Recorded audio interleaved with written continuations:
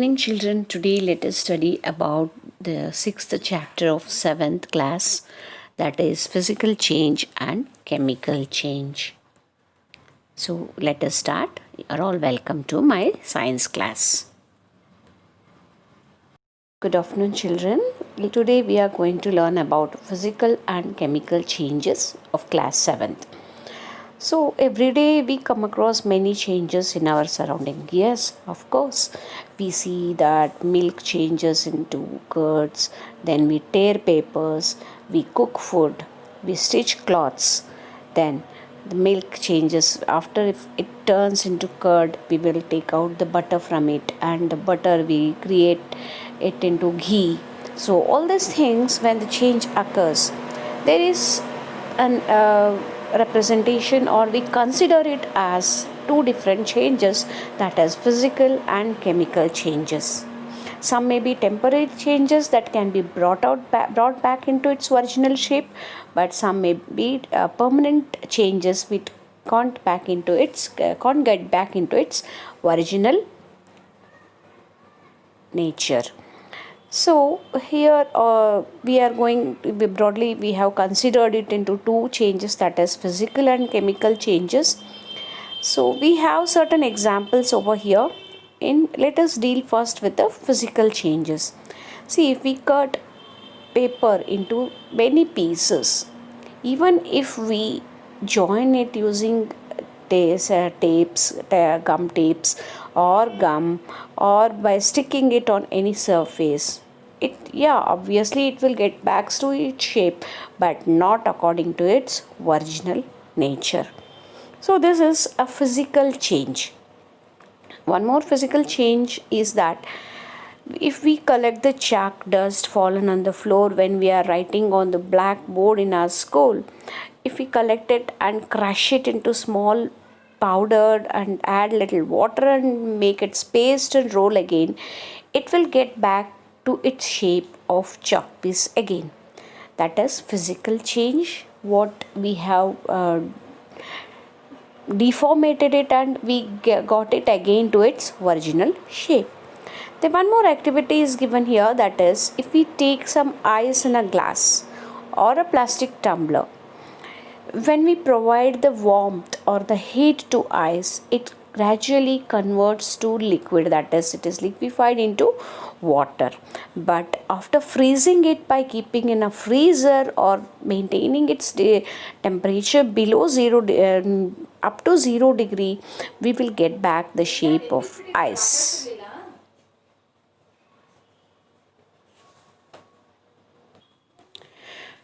So, these are some physical changes that occur, or we experiment, or we experience in our daily life. In similar way, if we boil some water, its temperature will be increased, and some of the quantity of water is going to vaporize and mix with the air. After cooling, the droplets again gets back to our container. So this is the physical property, that is physical change of water. So many of these things what we have seen till now is called as physical change of an object or an element. So when we come across physical changes, it is a change of substance, whether in shape, size, or color, or the state.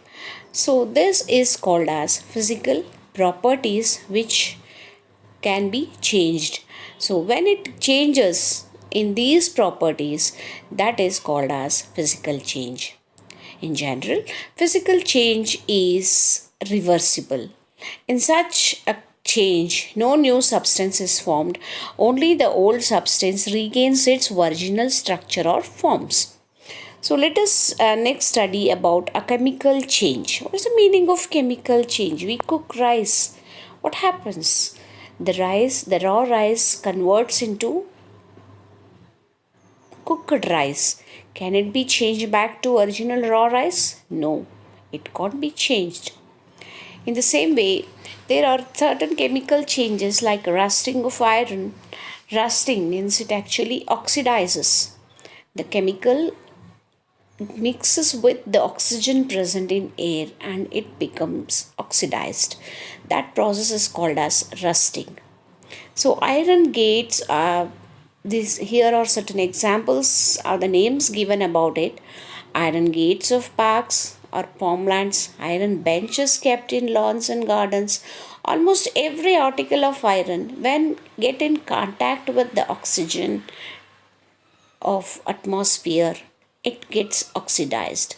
So there is a formation of oxides over the layer of those articles, which is actually we call it as rusting. This can't be this can be controlled by the use of lubricating that the layers of that iron materials.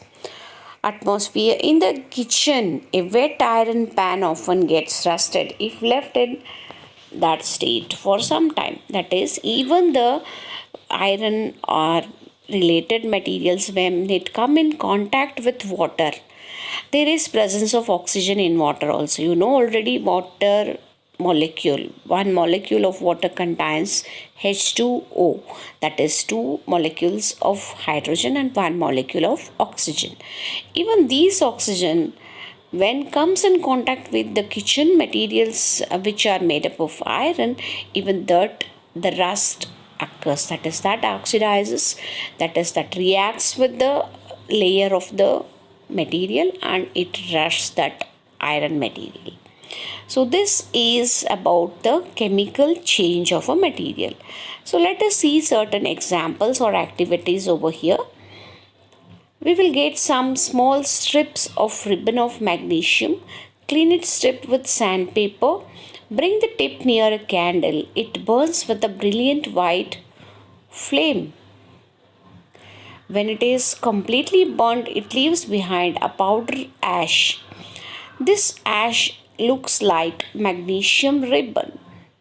The change can be represented by the following equation. Whenever the chemical reaction takes place between two elements, that when represented with the form of an equation, it is actually known as chemical equation. The total term is called as chemical equation. Here in this example, we burnt the strip of magnesium. So magnesium oxide is formed when we burnt it. So how it has become magnesium oxide? By burning magnesium in presence of air, that is in presence of oxygen over here, gives the substance called magnesium oxide. So when these elements formation or reactions, when they are represented with the in the form of an equation, it is called as chemical equations. Okay, then let us see one more example. If we dissolve a teaspoonful of copper sulfate in about half a cup of water, we add a dilute little bit and add little or few drops of dilute sulfuric acid into the solution, we get a blue colored solution. The copper sulfate is called as blue vitriol or Nila Tota because it has a color of light blue. Therefore, it is called as blue vitriol.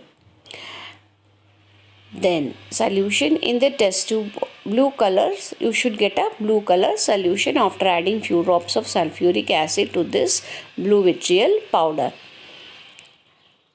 in the beaker or a container or a test tube containing water. So this sample will be turning into blue color solution. Then it becomes very hard to break it up. We have to break it.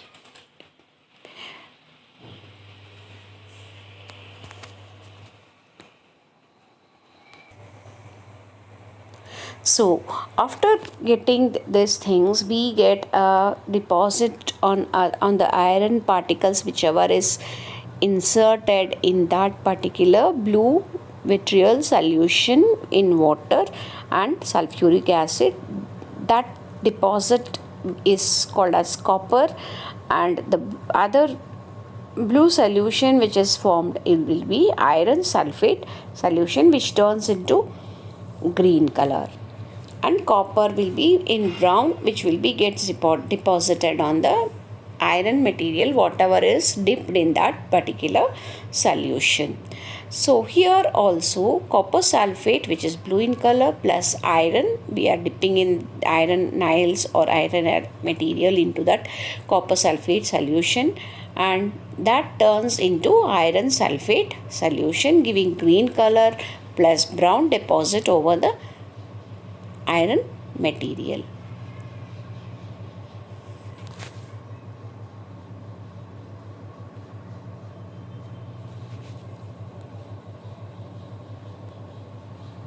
Okay, now let us see what's the meaning of chemical reaction and chemical change. A change in which one or more new substances is formed is called a chemical change, because here the elements, more elements, one or two elements reacts with each other, forming a new substance or new substances to be formed by the reaction of each other. So this chemical change is also called as chemical reaction or a chemical change. Chemical changes are very important in our lives, because so many substances we use to get so many new substances. So in our body also we experience so many chemical reactions: digestion of food, then fermentation of grapes to prepare wine, and ripening of fruits. Then we make dosa batter and idli batter. What happens there? Even there, fermentation takes place to give a foam-like structure, which is a yeast formation, which helps us to get the fluffy nature of dosa and idlis. So, such as plastic and detergents, when they are produced, they are also produced by due to chemical reactions. Any new material, when it is formed, it is due to chemical reaction only. So, while coming, in addition to new products and for new products, we have certain conclusion in explaining, in determining the chemical reaction. Heat, light, or any radiation may be absorbed or liberated during chemical reaction.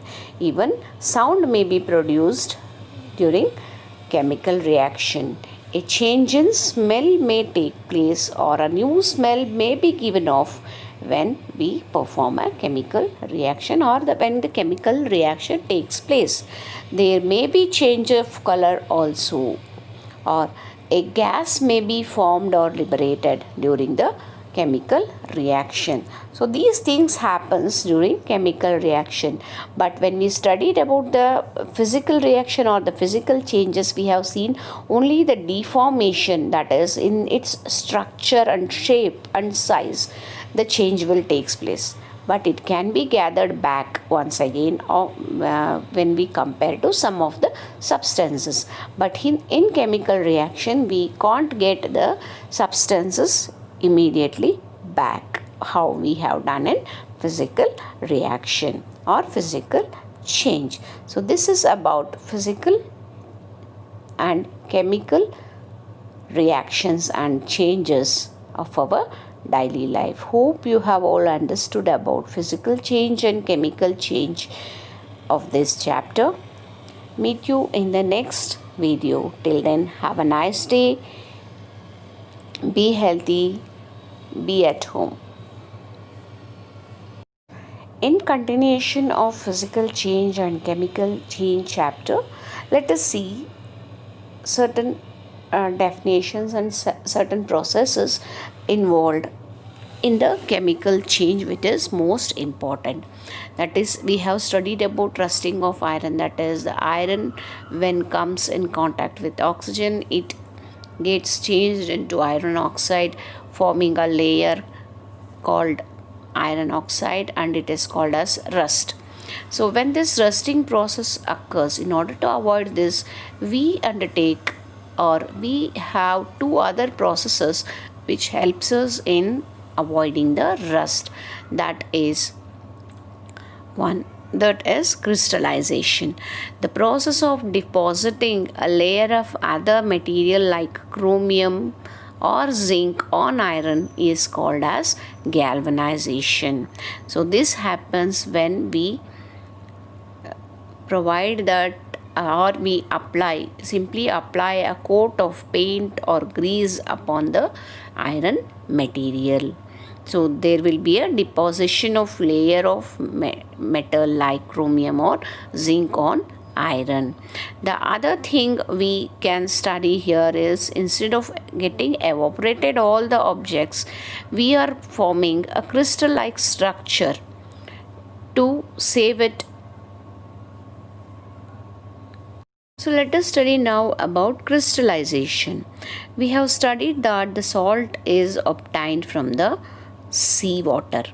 But it is not clear. However, if we want pure crystals, largest crystals of pure substances, we will undertake the process of crystallization. It is an example of a physical change. So to perform, here is one of the activity which we have gone through in our previous class, forming copper sulfate on a iron nail, which coats with brown layer of copper and forming a crystal called copper sulfate. So even here, if the same type of experiment, if we are going to take out, we'll take a cup of water in which we are going to add drops of dilute sulfuric acid, then heat the water. When it starts boiling, if we add copper sulfate powder, slowly stirring continuously, continue adding copper sulfate powder till all the powder will be dissolved. And if we filter that solution and cool it without disturbing the solution, when it is cooled, we get the crystals of copper sulfate.